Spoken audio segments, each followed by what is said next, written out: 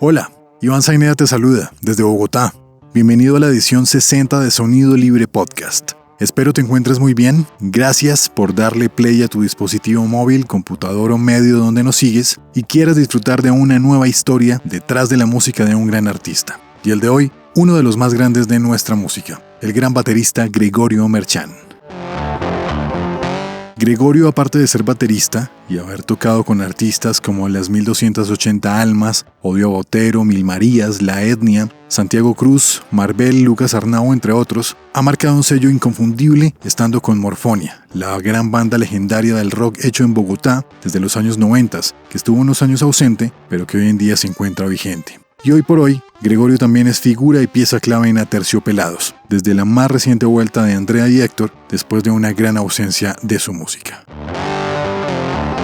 Gregorio, además, recientemente acaba de publicar música inédita y bajo su propio proyecto en solitario, pero si crees que se trata de un trabajo de batería, puedes estar un poco equivocado. Sin Miedo, como se titula este maravilloso álbum, tiene música muy experimental, sonidos electrónicos, voces femeninas muy bellas como la de Lucille Dupin y grandes colaboraciones. Pero bueno, dejemos que sea el propio Gregorio quien a través de los próximos minutos nos cuente acerca de cómo compuso este álbum, de su viaje y experiencia por Inglaterra, de su ingreso a Terciopelados, de Morfonia, de su vivencia tocando en el recordado Ecomundo de 1992, ese gran trágico concierto que se llevó a cabo en Cali y que trajo una experiencia quizá no muy agradable para David Gilmour, vocalista de Pink Floyd, para Royal Daltrey de The Who y hasta el mismo Phil Manzanera de Roxy Music, entre otros músicos más. También charlamos de la experiencia de sus más recientes conciertos post-cuarentena y de los que se ha perdido como fan, de planes futuros y otros temas más.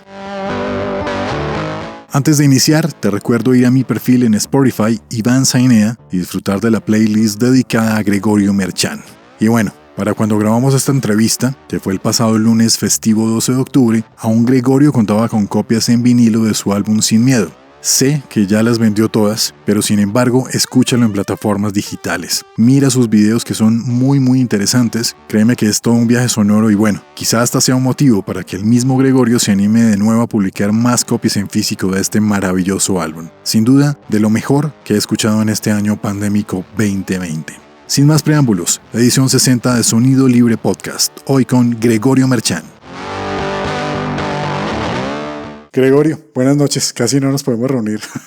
Esta es como la quinta, sexta, ya ni recuerdo, pero la vencida. Sí, bueno, pero se logra. ¿Cómo va todo? ¿Qué tal el puente? Muchos conciertos. Sí, este puente estuvo súper movido. Pues hubo Aterciopelados, hubo también un par de... Primer concierto con público que hicimos con un homenaje a Caifanes con unos amigos. Fue chévere tocar con público. Y bien, y streamings a la lata este fin de semana. Se siente ya el cambio, obviamente, al volver con público y volver como a la realidad normal, no a la nueva. Pues no es tan normal porque igual era para 25 personas y también estaba al tiempo el streaming, entonces era como con la gente ahí, pero no se sentía pues todo el público que normalmente está ahí acompañándolo a uno, pero igual ahí vamos aproximándonos lentamente. Y bueno, ahorita en unos días se viene uno con carros, que va a ser aún más sorpresivo, me imagino. Sí, pues un amigo que ya hizo el concierto me contaba que era como hacerle un concierto a la película Cars. Como un concierto de Pixar de esos de la película. Sí. Bueno, habrá que esperar cómo les va con los Atercio. Gregorio, cuando arrancaste con Simulacro, ¿qué estaba pasando en Bogotá más o menos en esa época? En ese momento lo que estaba pasando en cuestión de rock and roll era mucho metal en vivo, bodegas adecuadas para conciertos, entonces era cero luces ni nada, era ahí como un par de bombillos, un sistema de audio y a poguear. Eso era lo que pasaba así como en conciertos. De bandas de rock and roll y pop, pues era como en los bares, era como ya un poquito en la zona un poquito más fresa de Bogotá.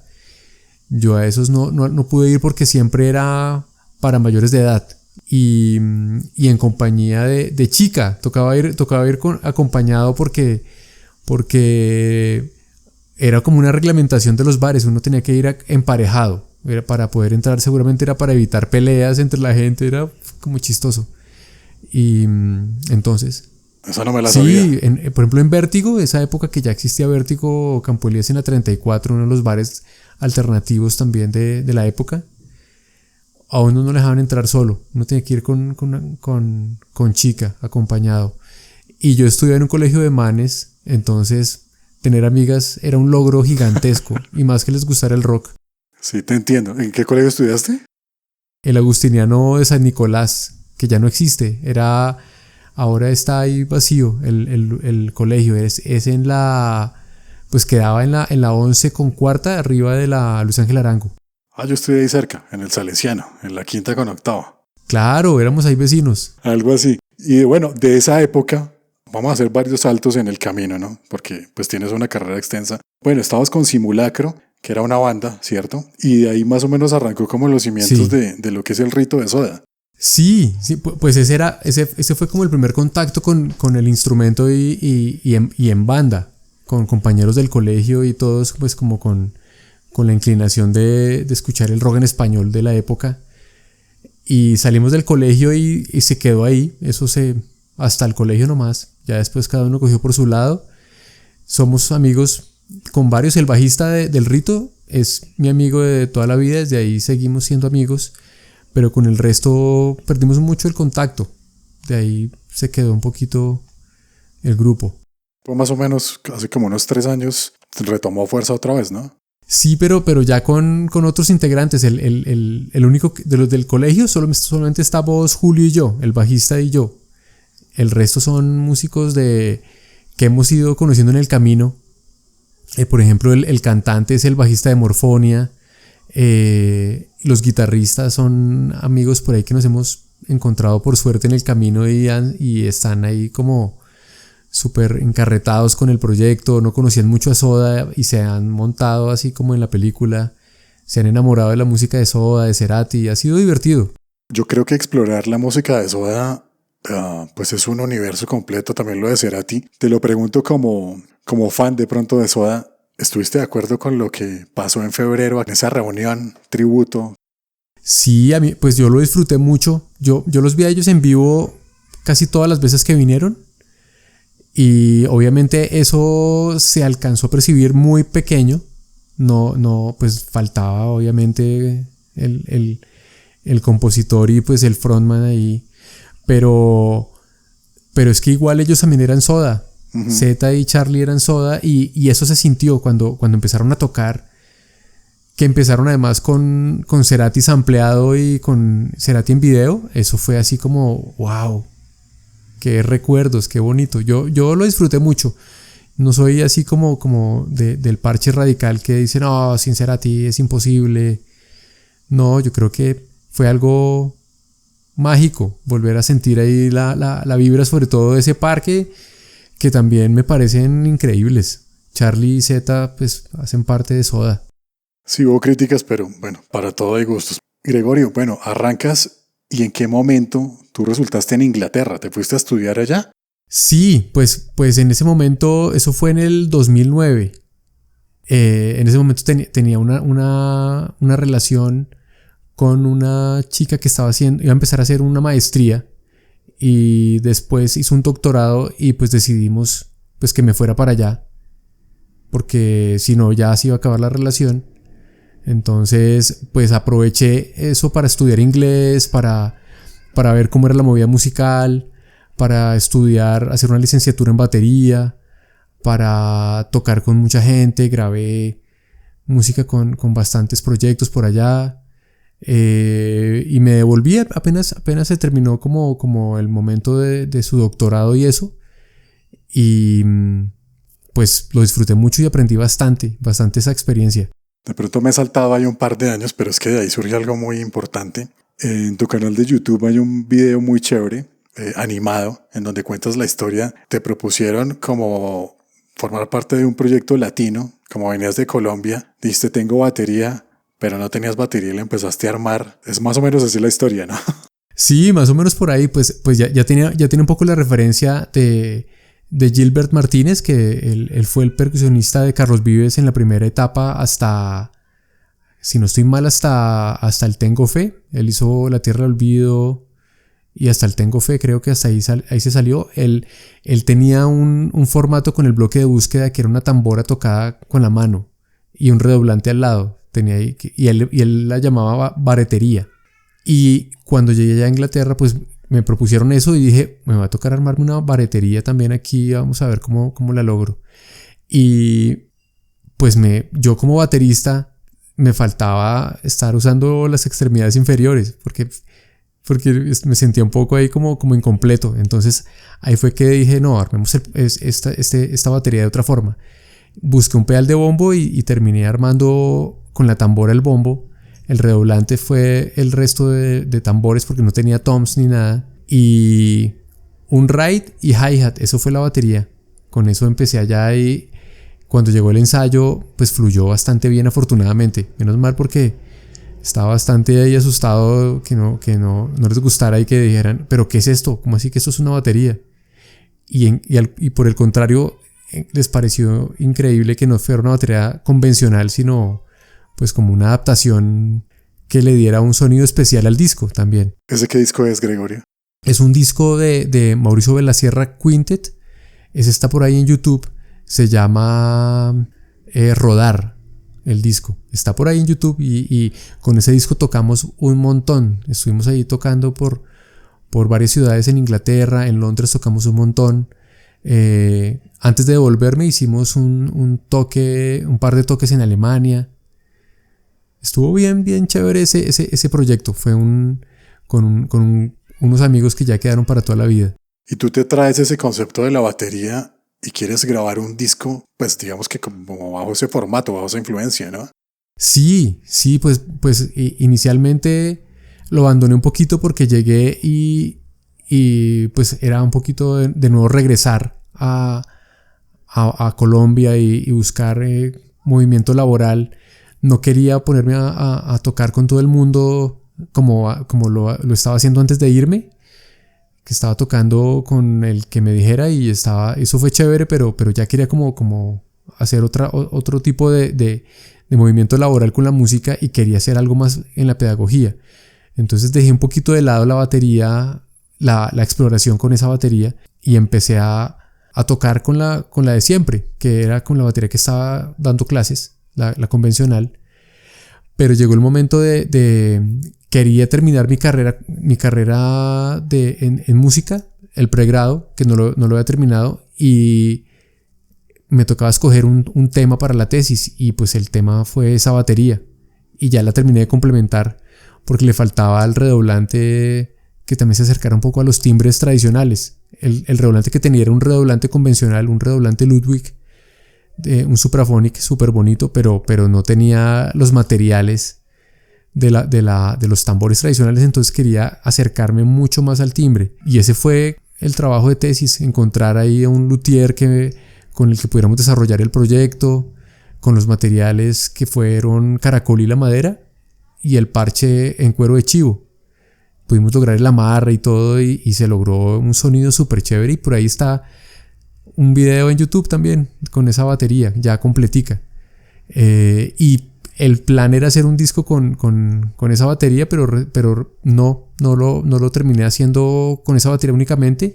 En el disco que publiqué ahorita hay solo un track con esa batería. Realmente el resto sí es con batería convencional y con batería electrónica. También hay cositas ahí tocadas. Sería muy chévere, bueno, en un futuro de pronto que lo retomes, pues que suena muy interesante y obviamente pues muy innovador. Yo creo que la percusión en general latina y la colombiana pues tiene mucho que aportarle, y en todas estas nuevas músicas colombianas, fusiones y demás pues encaja bien. Toda esta historia era para llegar justamente a que ese concepto del álbum que querías, que no se materializó, quedó ahí un poco.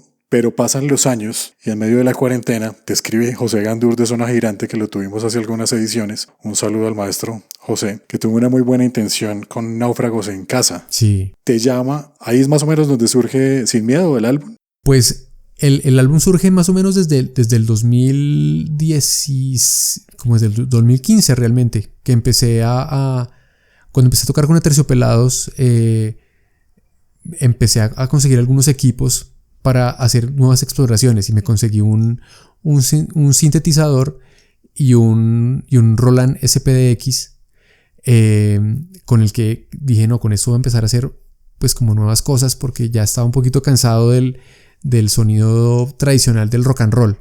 Quería como buscar más cosas. Uh-huh.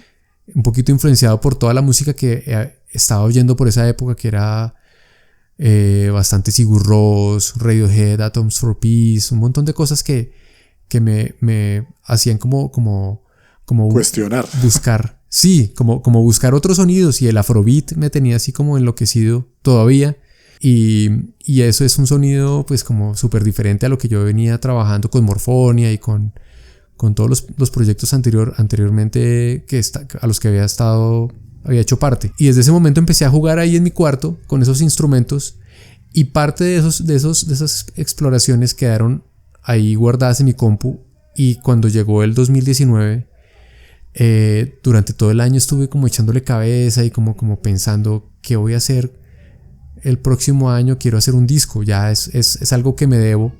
Desde ese momento, desde que estuve en Inglaterra incluso, estuve ahí haciendo exploraciones así, grabando cosas en mi casa, y le mandaba a otros amigos en su casa para que grabaran. Un tema así medio pandémico, pero sin pandemia. Prepandémico. Exacto, así como preparación para lo que venía en el 2020. Y pues así realmente empezó el disco, como explorando en mi cuarto cosas, y en el 2019 ya planteándomelo como uno de los planes para el 2020, sacar así sea un EP, era el plan. Un EP de máximo 4 canciones, era la idea inicial. Pero terminó convirtiéndose en un álbum, y eso fue súper chévere. Pues bastante productivo el comienzo de 2020 a nivel de producción musical. Y ahí te llama José, y la canción que sale en Náufragos es Circular 1920. Sí, pues ese fue como el trigger para ponerle acelerador al disco, porque yo estaba ahí como revisando en el computador esas maquetas que tenía por ahí guardadas, cositas que tenía ahí como de muchos estilos. Tenía ahí como cosas bien rockeras, cosas de reggae, cosas bien afro, electrónicas. Y él me llama y me dice, oiga, ¿tiene algo ahí con Morfonia que pueda publicar o suyo? Y yo le dije, pues estoy haciendo un disco mío. Y pues realmente lo que estaba haciendo era eso, como desempolvando todo lo que tenía por ahí viejito. Y le dije, le tengo algo para el viernes. Y me puse, apenas colgué, a armarla. Y ahí empezó el disco. Ahí en ese momento me embalé y empecé a trabajar en el disco, y terminó saliendo en 3 meses las 10 canciones. Fue rápido. Sí, pues fue bastante productivo. Pues además que no había nada más que hacer, ¿no? Era como cocinar, desayunar, levantarse y hágale. Tú mencionas eso, y hace poco vi una entrevista que le hicieron a Andrea, y me daba como curiosidad, ¿no? Ella decía, pues yo llevo muchos años tocando, viajando, estoy en la casa como loca porque es lave la loza, lave la ropa, y ¿ahora qué hago? Entonces me pareció muy curioso. Y bueno, tú cocinaste este gran disco. Te voy a proponer lo siguiente: te nombro cada una de las canciones y brevemente me das alguna descripción, como para los que nos están escuchando. Arranca con La Niña del Árbol. Acá hay una participación de Anne Leux y Daniel Cleves. Ellos, sí, esa canción es el punto de partida del viaje del disco, pero no solo en el disco, sino también en realmente fue la primera canción que compuse. Lo que te contaba de cuando empecé a explorar con los instrumentos que compré, ese fue como un ejercicio de exploración. Cogí uno de los sonidos que logré armar con mi sintetizador y lo subí al pad, y en el pad empecé a hacer cosas rítmicas y explorar ahí como jugando, y terminé armando ahí una estructura de una canción, y me parecía que tenía como una onda bonita para invitar en ese momento estaba tocando con el proyecto de Anne Leux, que se llama así, Anne Leux.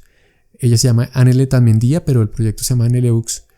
y me encanta su voz y su onda que es como medio tranquila, también así como medio indie. Y le dije, haz lo que quieras con tu voz, ahí escucha lo que hay y improvisa. Entonces fue como un jam, pero oyendo lo que ya había pasado ahí con mi auto jam previo. Y grabamos varios tracks y con esos varios tracks armé como unas capas de voces que me encantaron. Después le grabé una batería y bueno, ahí fui armándola. Y ese fue como el punto de partida. Y también la de José, en esa época también la estuve grabando y eso sí fue un jam electrónico con un arpegio, un arpegiador que tenía ahí en el sinte. Empecé a armar diferentes capas también con el sinte y en el 2020, cuando ya me dijo él, pues empecé a depurarlo.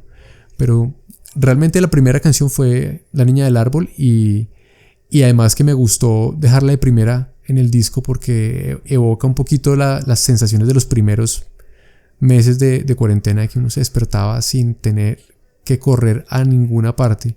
Vamos al ritmo que nos lleva a esto y a comer tranquilos, desayunar tranquilos, a sentir como que estamos en un lugar que es como un refugio, ¿no? Como ese primer tiempo fue como refugiarse un poquito de todo el acelere en el que estábamos durante el 2019, 2018, toda esa época de bastante movimiento y de convulsión con los paros y con todo esto que ha sido pues como tan bueno, pero también de sentarse un momentico también a reflexionar que ahora para dónde vamos a ir. Antes de continuar, quien está pensando que el baterista de Aterciopelados y Morfonia sacó un disco de batería, no lo va a encontrar. Sin Miedo es otro concepto. Que quede claro. Sigamos. Sí. Viene Carta. Acá está Lucille. Sí, Lucille Dupin, que es con ella tuve la oportunidad de hacer música por primera vez en este disco. A ella la conocí en la época de las marchas. Sí. Y fue aquí realmente donde tuvimos la oportunidad de hacer algo juntos a distancia. Y realmente el punto de partida fue En Lupe, la canción, la cuarta canción del lado A del track, el cuarto track. En esa canción era instrumental, pero cuando ya terminé de armarla, me parecía que podía contar una historia perfectamente y que la contara una chica y que se llamara Lupe.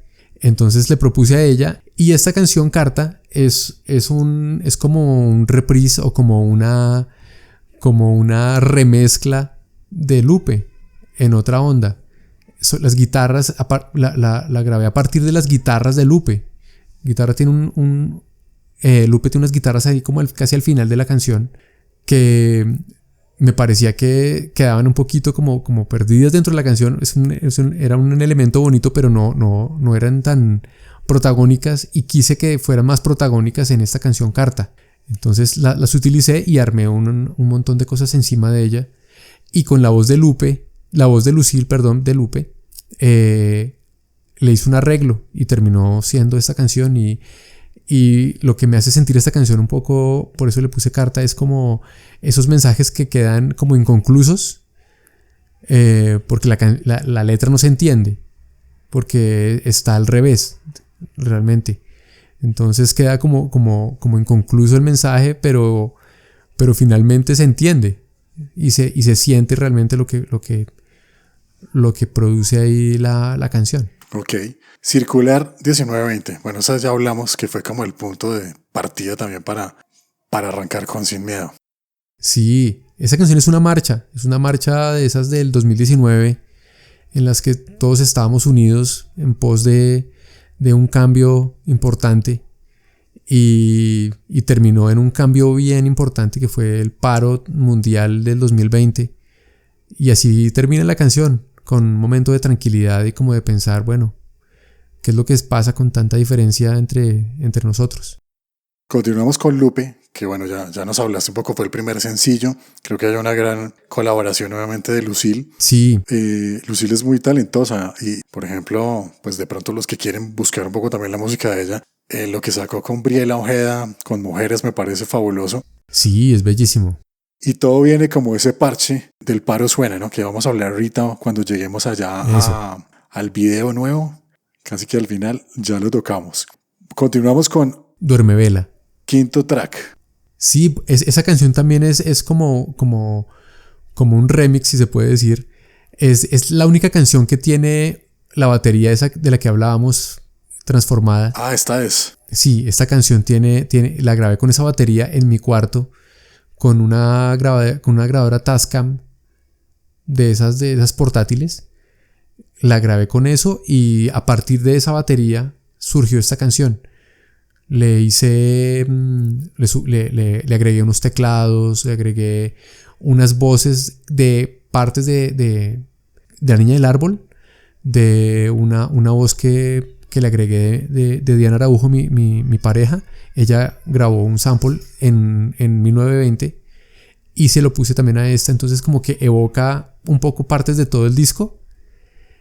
Y me da la sensación de cuando uno está ahí medio dormido, que uno como que se acuerda de la fiesta del día anterior, de las tareas que tiene que hacer para el otro día, de recuerdos por allá de hace 20 años. Todo ese momento, que es un montón de cosas que pasan por la cabeza de uno. Esa es la sensación que me da esa canción. Ese es un fragmentico con el que cierra el lado A del vinilo. Y se abre el lado B con Sin Miedo, mi favorita. Yo escuché eso y Gregorio me voló la cabeza. Creo que hace como 2-3 meses cuando empezamos a hablar, me voló la cabeza. Creo que la participación de Giovanni Parra es algo brutal con ese bandoneón. Sí, no, Giovanni es increíble. Y esa canción surgió también en mi cuarto ahí haciendo como explorando el sintetizador. El sintetizador que tengo es monológico y solo tiene un sonido. Entonces quería hacer como unas armonías y terminé haciendo varias capas con un arpegiador. Y con una armonía que al final de cuentas terminó siendo súper tanguera. Y cuando empezó a pasar la pandemia, ahí surgió la letra, como también en esas preguntas de cómo va a ser todo después de esto, dónde nos vamos a encontrar, que sentíamos todos pues como bastante miedo al contagio, al no saber cómo nos iba a pasar a cada uno si se contagiaba, y también un poquito el cómo enfrenté hacer el disco. Fue un poquito también eso ahí como de es ahora o nunca, sin miedo. Es muy buena. Y así, de eso habla un poquito la letra y pues cuando ya terminó de armarse la música, ya decidí invitar a Giovanni para que le diera su toque tanguero que sentía que tenía ya implícito en la armonía. Y pues él se montó súper feliz y súper generoso y terminó grabando ahí en una mañanita. Grabó su bandoneón y fue un momento súper bonito de la grabación del disco. Ventana, séptimo track. Sí, esa canción la compuse cuando estaba en Inglaterra. A mí un amigo que se llama David Knight me regaló un piano. Él lo tenía ahí en su cuarto y ya terminaba su doctorado y ya se iba a devolver a su país, Canadá. Y nos conocimos y me dijo, oiga, ¿quiere ese piano? Y yo le dije, véngalo para acá. Me lo regaló y me lo llevé además de una manera súper artesanal, cero técnica de cargada de piano. Eso fue ahí como en un camión de trasteos a la lata. Colombiana. Muy a lo guache. Nos lo cargamos así, hágale, cargue, suba, y lo subimos al camión y lo bajamos y lo dejamos ahí y córralo sin ningún protocolo de esos de piano para que no se desafine. Obviamente ese piano estaba re desafinado, pero sonaba lindo y lo tenía ahí en la sala de la casa y ahí compuse esa canción. Y la batería la grabé allá en un estudio que se llama, una sede de SAE. SAE, sí. Sí, y pues allá había unos estudios súper bonitos con unas consolas increíbles, había una NIF y en esa tuve la oportunidad de grabar la batería de esta canción. Y al retomar el disco, pues encontré ese track y dije, no, esto hay que grabarlo. Y la terminé de hacer aquí en Bogotá. Antigua Tierra. Antigua Tierra la compusimos en compañía, en conjunto con una amiga de cuando empezó Morfonia, por allá en el 93. Se llama Giovanna Heli. Ella está viviendo ahorita en Los Ángeles y hemos estado en contacto siempre.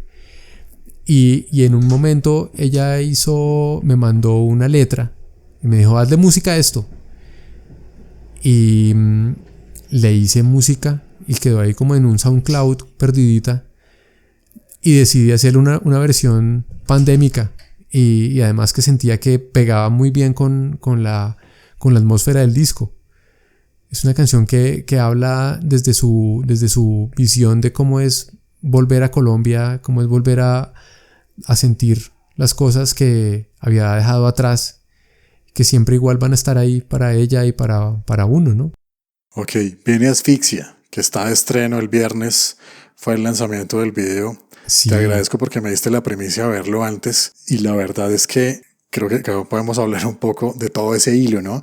Estabas mencionando las marchas, de alguna u otra manera creo que ese sentido social está presente en un artista, en un músico como tú, y todo el movimiento que ha girado ahí, que es un gran parche, el del Paro Suena, y llama la atención, es un video impactante porque, o sea, es cual Bill reality, pues, digámoslo así, cámara en mano, esa fue la hace poco, ¿no? Del 21 de septiembre, sí. Sí, yo lo describo y te lo decía la semana pasada, yo sentí cuando empieza el video como cuando uno de pronto va entrando al hospital a una sala de cirugía y ve todo hacia arriba y de un momento a otro, por un corta abrupta, el sonido fuerte que tiene el tema y empieza a correr. ¿Cómo nace el concepto de Asfixia en ese tema audiovisual? Pues mira que cuando esta canción la compusimos en compañía también con Juan Gabriel Gutiérrez, él es más conocido aquí como Tarro, ex cantante de Dion, de La Séptima, bandas como de la movida rockera bogotana de finales de los 90. Con él hicimos música cuando yo vivía en Inglaterra, pero nunca la grabamos. Y ahorita cuando empezó esto, encontré ahí en mis cositas del computador una batería que yo me había grabado con el laptop.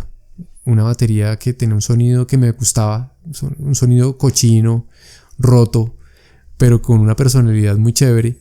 Entonces le propuse a él que nos hiciéramos una canción en conjunto. Le mandé ya como los sintes, el bajo, todo lo que tenía ahí armado y le dije haga lo que quiera con ella. Y él por esos días estaba pasando por una tentativa de COVID en Madrid.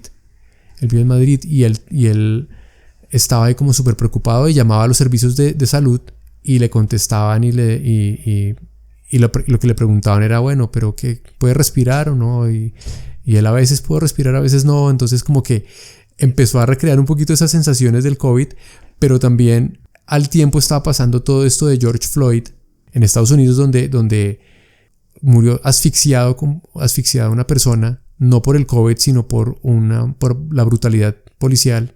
Entonces, eso fue de las cosas que marcaron la pandemia, ¿no? Fue como hechos bastante pesados que, además de todo lo que venía del 2019, de todas las marchas y pues como de la necesidad de cambio que estamos buscando como sociedad realmente en todo el mundo, viene a pasar esto de la brutalidad policial y pues ya desató pues como la ira y como ya todo el mundo en el planeta estaba como diciendo, bueno, ¿qué está pasando? Y en Colombia no se quedaba atrás. Aquí también pasó con, se me olvidó el nombre, con Anderson. También lo que pasó con Dylan. No, un montón de cosas que nos tenían así como súper indignados y con los líderes sociales, con todo. O sea, es un montón de cosas que durante la pandemia se recrudecieron y uno no se explicaba cómo el gobierno indolente seguía ahí como echándole la culpa a otras cosas y no a su falta de ponerle atención a eso, ¿no? Y con Juan Gabriel Gutiérrez, con Tarro, dijimos, por ahí tiene que ser la cosa y el concepto vamos a armarlo a partir de videos de YouTube, de toda esta historia. Y así lo armé en unas sesiones en las que lanzamos el disco, se llaman Oír, con imágenes visuales. En el momento que llegaba Asfixia, yo había armado ese video con imágenes de YouTube, con las cosas de Dylan, de George Floyd y un montón de cosas. Y a una de esas sesiones fue Camilo Palacios, que es el hermano de Igor Palacios, uno de los con el que armamos las sesiones de Oír, y él es realizador audiovisual que se graduó de Argentina y todo, y tiene pues como un ojo increíble, y además es una persona súper osada que se mete en las marchas. Se ha metido incluso en una de las marchas. Él me contaba que se ha metido en una de las marchas que rompieron las puertas de un banco y se metieron a pues como bandoleros a sacar lo que pudieran del banco. Y el man se metió con su cámara a ver eso y a grabarlo y a tomar fotos no, o sea, es una persona que uno dice, este man no le tiene miedo a nada. Y entonces, No, total. imagínate, y entonces el video pues es una muestra más de ello. Él se metió y se grabó en esa marcha con su cámara, que pues es una super cámara, y además de su ojo, que es tremendo, tremendo, y además el pulso, porque corriendo y todo y no se siente el caos, o sea, se siente el caos, pero se puede ver, no es ahí la brincadera de la imagen, sino es un, Sí. es un pulso increíble, es tremendo talento en la cámara. Y me lo mandó y me dijo, pues mira qué puedes hacer con ello. Y yo le dije, pues yo quisiera incluirla en Asfixia. Y me dijo, dale, úsalo. Y él tenía las imágenes organizadas de otra forma y yo las reorganicé un poquito, pues pensando ya en la canción, y me pareció que funcionó perfecto para el video y pues estoy muy contento con el resultado. No, felicitaciones, de verdad que quedó muy chévere, muy impactante y sobre todo como a la reflexión, ¿no? Yo creo que en un país como el nuestro, en donde todo el mundo opina y critica, porque hasta uno mismo lo hace, Claro. a veces falta empaparnos un poco más como de esa parte humana que a veces parece estar como perdida, como individualista. Y estando ahí uno metido en el video es como si fueran los ojos de la persona que está en medio de la marcha y de un momento a otro estallan las papas, lo que fuese. Y es un tema muy complejo, ¿no? Tú lo decías también por lo de Floyd, todo lo que pasó. Los medios manipulan. Entonces, El gobierno manipula. claro, los dueños de los medios que están ahí detrás llevando información que no es. Entonces es una gran experiencia. Yo creo que más o menos lo podría describir así como de alguna u otra manera, como una experiencia, el hecho de ver Asfixia. Más que un videoclip, creo que es una experiencia como tal. De nuevo, felicitaciones por eso, me encantó muchísimo. Ay, qué bueno, qué bueno.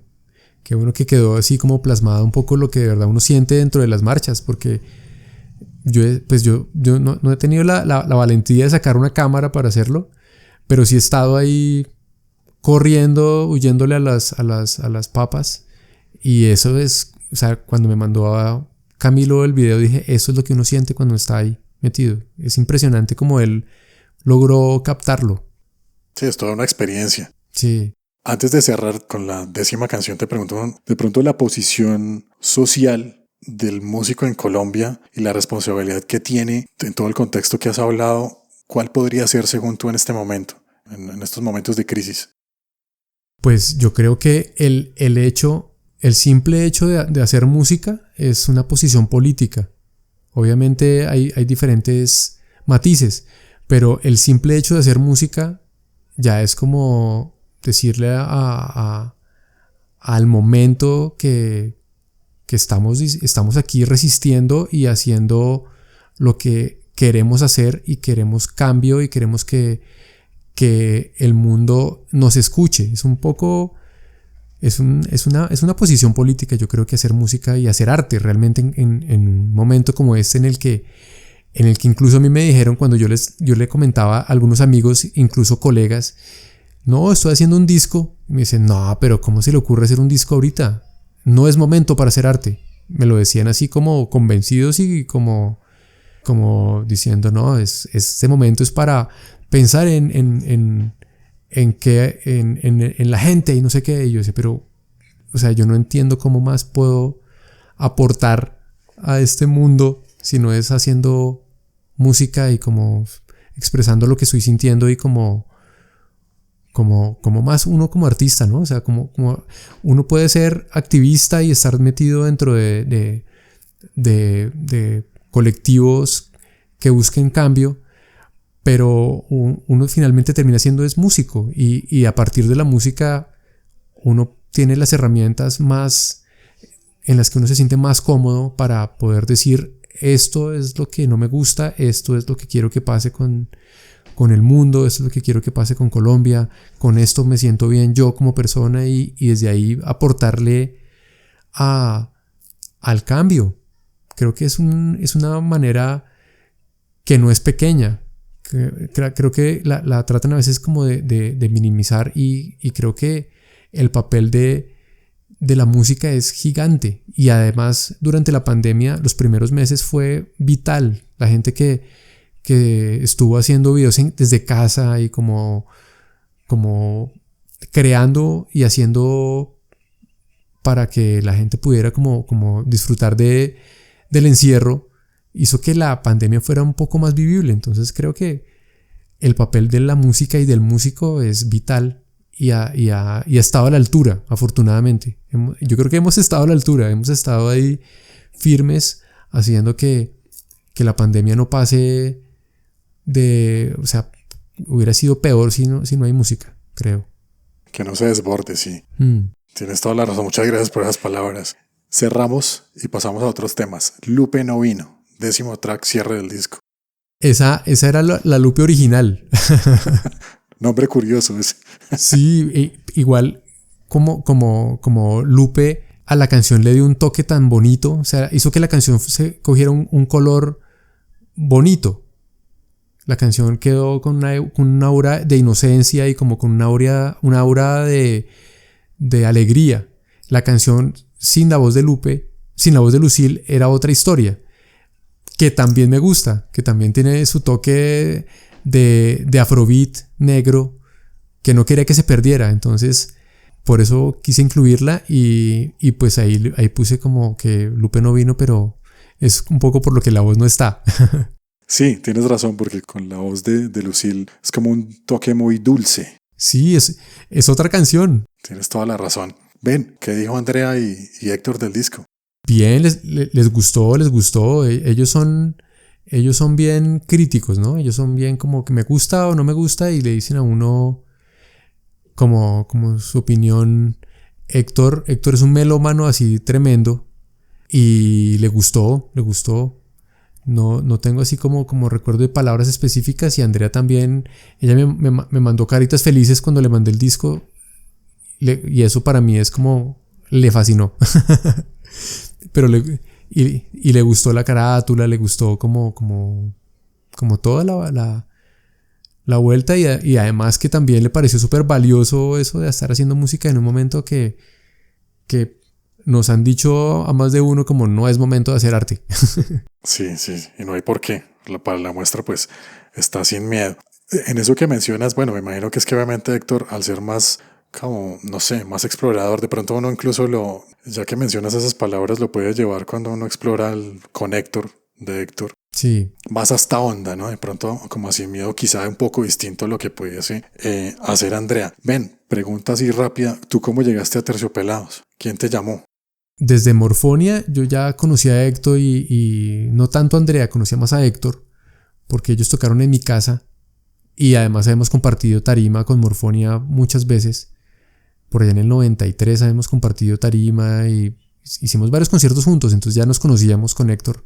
Y yo cuando regresé de Inglaterra en el 2014, me lo encontré en una de esas marchas pro Petro, que estábamos ahí todos defendiendo la arbitrariedad que estaban cometiendo con el alcalde en ese momento, y estábamos tocando y Héctor estaba ahí presente apoyando también que no se hiciera algo en contra de la democracia. Y ese día me dijo, ¿y qué? ¿En qué anda? Y yo me lo leí y dije, estoy desocupado con ganas de hacer música. Y al rato volvió a Terciopelados, y a Terciopelados era con Urián Sarmiento, pero Urián estaba metido en un montón de cosas con Sonidos Enraizados, que es como un proyecto que tiene él de rescate de artistas raizales. Es un proyecto bellísimo. Es un sello. Sí, es un sello y también como de investigación. Sí, es muy chévere. Ahí como de exploración, es tremendo, es una cosa muy bonita. Y en ese momento estaba haciendo algo con Paito, con el gaitero. Uh-huh. Y me dijo, Gregorio, ¿será que usted me puede reemplazar ahí en un concierto en Caracas que no puedo hacerlo? Y yo, de una voy. Y me monté al ensayo y a Andrea le gustó la vaina y nos bajamos de la tarima de Caracas y me dijo, oiga, ¿quiere seguir? Y yo, bueno, voy, déjame hablar con Urián. Y pues hubo ahí como conversación y toda la vaina, y Urián entendió y pues obviamente él estaba súper engalletado con su proyecto, y yo tenía todo el tiempo disponible. Estaba en ese momento trabajando de pedagogo pero ahí sí ganó la idea de tocar y hacer giras que quedarme enseñando. Entonces, pues desde ese momento dejé la pedagogía un rato y me puse a tocar con ellos. Debe ser delicioso trabajar con ellos. Sí, es súper chévere, es muy chévere porque ellos tienen una visión de la música muy diferente a la que tienen los músicos. Ellos, al no ser músicos de academia, tienen una visión súper diferente de cómo mostrarle a uno la música y de cómo acercarse a ellos a la música, y es fascinante porque es muy chévere. Héctor, por ejemplo, ve la música desde el lado del melómano, que es una posición muy chévere en la que yo me siento súper cercano también, porque yo soy súper melómano también y coleccionista de música. Y Andrea se acerca a la música de una manera única. Es muy, muy chévere. Me gusta mucho como tratar de entenderlos. A veces durante las grabaciones hay momentos de tensión mientras uno va encontrando la vaina y entender cómo es el rollo, y es realmente escuchar la letra. O sea, cuando le trato de entender las cosas a Andrea, es más allá de la música, es más pensando en la letra, el mensaje completo de lo que está ella diciendo, y a partir de eso hacer una batería. Es una cosa bien chévere. Buen ejercicio. Me imagino, y envidia de la buena, porque eso que tú dices es importante, ¿no? Cuando uno se pone a escuchar la letra, se va a otra dimensión, entiende muchas cosas. Incluso cuando uno como que coge esos discos y vuelve y los escucha al paso de los años, dice, wow. Y eso del tema de melómano, hace poco conseguí una copia del disco que sacó bajo el sello de Entrecasa, que es de boleros que grababa la mamá de Andrea. Es una cosa de locos. Bellísimo, sí. Tú has estado con artistas pop hace muchos años, rock, en la chisga, ahora como independiente. ¿Cómo ves el futuro de la música en este momento de la industria? Y algo que me llamó mucho la atención fue que este disco incluso salió primero en Bandcamp, después salió en Spotify. ¿Qué pasa ahí de pronto? ¿Tú cómo lo visualizas? ¿Por qué ese tipo de decisiones de irse con esa plataforma y no con la que todo el mundo está, no? Pues es que de entrada yo quería obtener recursos para poder prensar el vinilo. Uh-huh. Y poder primero solventar los gastos y luego prensar el vinilo. Entonces me puse a pensar, Spotify no es el camino. Ellos de Spotify no voy a ver plata, sino por allá cuando hayan millones de escuchas, entonces por ahí no fue la vaina. Prensarlo no, porque eso requiere inversión y no quiere invertir dinero pues sin que se conozca la música. Claro. Entonces pensé incluso en venderlo por WeTransfer directo, que la gente en cualquier parte del mundo dijera, listo, yo le hago el depósito y usted me manda la vaina. Pero también quería que quedara en una plataforma a la que la gente tuviera acceso y no tuviera la necesidad de comprarlo, pero que fuera mucho más justa con el músico. Y pues Bandcamp fue la respuesta. Bandcamp fue una plataforma que además es muy bonita. O sea, uno entra a ella y me gusta mucho más que como se ve que como Spotify. Spotify es ese oscuro, me parece un poco como sombrío. En cambio, en la de Bandcamp era como en la época del MySpace, que uno podía incluso hasta diseñar su página. Entonces yo vi eso y dije, no, me enamoré completamente de Bandcamp y empecé lo lancé por ahí y recuperé ahí de una la inversión. Obviamente me tocó hacer trabajo de prensa, de contarle voz a voz a la gente, estoy sacando disco, porque todo el mundo, este man va a sacar un disco. ¿Cómo así que este man va a sacar un disco? Este man no es baterista. Entonces como bajarle un poquito al prejuicio o sea, nadie sabía que incluso yo había producido cosas de Morfonia, sino que yo era el baterista, punto. Entonces pues como que, usted va a sacar un disco, chévere. Y de batería, y no, de canciones, de música y de experimento. Eso fue lo mejor. Sí, fue algo bonito porque como que sorprendía a mucha gente. Hay gente que prefiere al baterista y hay gente que prefiere a esta faceta, y ha sido bonito porque me abría a nuevos públicos y también a otras edades, porque hay mucha gente que me dice, no, pero ese sonido está súper fresco, eso está para generaciones nuevas, y Y uno se pone a mirar ahí en esas cosas de porcentajes y todo esto de análisis De la data. Exacto, de la data de todo esto y aparece gente joven, otro público diferente al que escucha Morfonia y al que escucha pues proyectos en los que he estado. Y eso me gusta, como que me siento como rejuvenecido un poquito en cuestión como artista, como propuesta. O sea, como que volví a ser un artista nuevo. No, pero eso está genial, esa exploración. Yo creo que tú, como la describes así, uno también la puede percibir. Gregorio, el tiempo nos apremia, pero no me quiero ir sin preguntarte una cosilla. Sí. Cuando estábamos hablando de lo de Soda, yo nunca, eso es algo que me duele porque iba a muchos conciertos, yo nunca pude ver a Cerati ni a Soda. Pues a Soda Lo siento por ti. Entonces para mí Cerati es como un dios, como por ejemplo tener a un Gilmour, aunque pues cabe la posibilidad de ver a Gilmour algún día porque aún está con nosotros, pero quién sabe, difícil que vuelva aquí. Y sí. En uno de esos conciertos... ¿Tú fuiste a ese concierto? ¿Al de Cali? No, ojalá. Estaba muy pequeño. Okay. Pero, ¿tú fuiste o qué? Sí, yo toqué ahí. Uy, ¿cómo así? Esa no me la sabía. Sí, yo toqué en Ecomundo. Tuve la oportunidad de ir esa fue mi primera salida como músico fuera de Bogotá, a Ecomundo. ¿En serio? Sí, sí. ¿Qué nos puedes contar de ahí? Pues fue maravilloso. Fue mi primera salida cargando la batería y todo. Y pues eso fue de unas grandes ligas. Eso fue Roger Daltrey, sí. Emil Gilmour, Rata Blanca, Kool and the Gang. No, eso fue increíble. Y yo tuve el acceso a las pruebas de sonido. Tuve a Gilmour ahí al lado. Me firmó mi redoblante Roger Daltrey. Eso fue como increíble. Yo vi toda la parte positiva y la parte paila en la que los manes les tocó pagar con su tarjeta de crédito. Esa sí me la perdí. Porque estaba nubilado ahí viendo a esos grandes ídolos de infancia. No, pues total, o sea, yo creo que uno ve a Gilmour, pues en mi caso, ¿no? Veo a Gilmour y sí. Ya respeto el trabajo de Roger Waters, respeto todo lo que, la gira con la que vino, pero se quedó ahí, porque después salió el Pompeya de Gilmour y uno dice, no, por Dios, ¿qué es esto? Divino, sí, no, ambos, yo a ese par los amo. Pero hay una gran controversia, ¿no? Mucha gente incluso ha criticado pues a Waters que se quedó haciendo lo mismo. Yo me voy un poquito por ahí, aunque el último álbum tiene unas canciones bellísimas. Sí, no, yo no coincido con esa posición porque es que Waters sigue haciendo cosas nuevas todo el tiempo y además está todo el tiempo como juntando con músicos increíbles de las nuevas generaciones.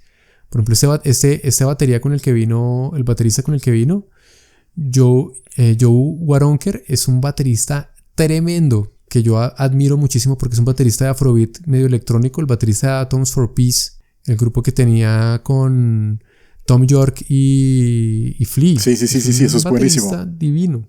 Ese man es increíble y pues además con el productor de Radiohead, ¿cómo es que se llama? Neil Godrich. O sea, siempre está como juntándose con gente chévere y el resultado siempre es chévere. A mí Waters me gusta porque es que además esa es la parte dolorosa de Pink Floyd. El Gilmour es como la parte bonita de Pink Floyd, ¿no? Sí, es cierto. Pero yo iba a que, bueno, en esos conciertos que me he perdido, no sabía lo de que a veces estaba ya con Gilmour, la verdad, la locura, me imagino. Me perdí a Primus y me acuerdo que pasé ahí por el Royal Center y no tenía la plata porque pues la boleta era no era tan económica. Entonces estaba con una amiga y lo reconozco, me fui como a ver si de pronto la conseguimos más económica. Y me acuerdo que te vi a ti pasar pues con el parche Morfonia y yo decía, estos manes son el Primus colombiano, así lo defino, no sé si me van a echar la abuelita, me van a decir, este man está loco, pero para mí lo es, porque como Morfonia no hay otra banda. Y también recuerdo el lanzamiento de 1 de enero, el videoclip que se hizo en RPM, cuando Andrés Durán da unas palabras, que yo las grabé y las tengo por ahí en un post en mi Instagram, más o menos él decía como, quedé intrigado con qué iba a salir Morfonia, en una era de pronto digital y como todo lo que de alguna u otra manera forma parte como de ese ADN de la música hoy en día. Pero ustedes cuando sacaron Antigueto Parlante, pues fue como volver repotenciados, ¿no? La pregunta a todo esto va dos preguntas realmente. ¿Qué concierto? Yo me perdí a Primus, les vi la alegría y me imagino que fue la locura. ¿Qué concierto te ha dolido no asistir? El concierto del regreso de Soda, Me Verás Volver, ese no fui, porque estaba un poquito, decía que era por plata. Pensaba que era por plata y me parecía como, no, ya los vi. Okay. Y no fui. Y me dolió. Cuando vi el DVD dije, no, ¿cómo me perdí esto tan maravilloso? Ese y el de los Stones en Bogotá, en el Campín. Ese no me lo perdí y me dolió también. Y a uno de The Cure que tenía, iban a tocar, era una gira tremenda. En Londres y me lo perdí también. Esos tres creo que son así dolorosos. Dolorosos, bastante. Morfonia, planes con Morfonia. ¿Se viene algo de pronto? Sí, pues no. Ahorita que estoy de cabeza completamente con mi disco. Yo le solté ahí como las riendas a Rodri, al guitarrista, para que encabezara como propuestas de ideas y cosas para hacer streamings o como empezar a producir cosas. Y pues estamos esperando propuestas de Rodri a ver qué vamos a hacer. Pero yo personalmente estoy súper firme ahí con Morfonia porque me encanta. No, eso es una obra de arte, créeme. Así como es una obra de arte sin miedo, me alcanzaste a decir que pronto puede haber un toque del disco. Sí, pues ya estamos montando la banda. Ya empezó, ya tenemos 2 videos grabados que vamos a publicar dentro de poquito en vivo. Que nos invitaron a 2 celebraciones de esos conciertos en online. Y ya están ahí, ya los edité, ya están enviados, ya los van a publicar. Apenas salgan, yo les cuento por ahí a todos para que estén pendientes para que vean la banda Sin Miedo en vivo. Eso ya está y está sonando súper chévere. Estoy muy contento, muy contento. Bueno, estaré ahí presente, eso sí no me lo pienso perder. El disco aún se consigue, son solo 20 copias de edición súper limitada, ¿no? Sí, pues hoy, en este momento, se acabaron. Me quedan 9 copias, entonces pilas. Okay. Quien está escuchando, por favor que contacte a Gregorio en las redes. En CD no lo vas a sacar. No, CD no. Fui esta vez como anti-CD. Gregorio, me encantó la charla. La teníamos pendiente hace como desde agosto, creo yo, en el calendario, miré. Sí. Pero creo que el tiempo pues llevó también como que sacaras el disco, sacar el video. Fue en un buen momento. Sí. Desde acá respeto, admiración. Soy fan total de Morfonia. Podría hablar horas acá de los discos que tengo. Afortunadamente los tengo en físico, en mi colección. Qué bueno. Entonces, muchísimas gracias por haber participado en Sonido Libre. Tú sabes que las puertas están acá abiertas. Estamos pendientes de todo lo que gire en torno a tu música. ¿Cómo te sentiste? No, muchas gracias. Qué buena conversada. Qué buen espacio y no, pues muchas gracias. Me sentí muy cómodo y sabrosa la conversada. Me alegra, eso era como hablar más así de amigos. Gregorio, muchas gracias y nos vemos pronto entonces. Sin Miedo, banda en vivo. Eso, buenísimo.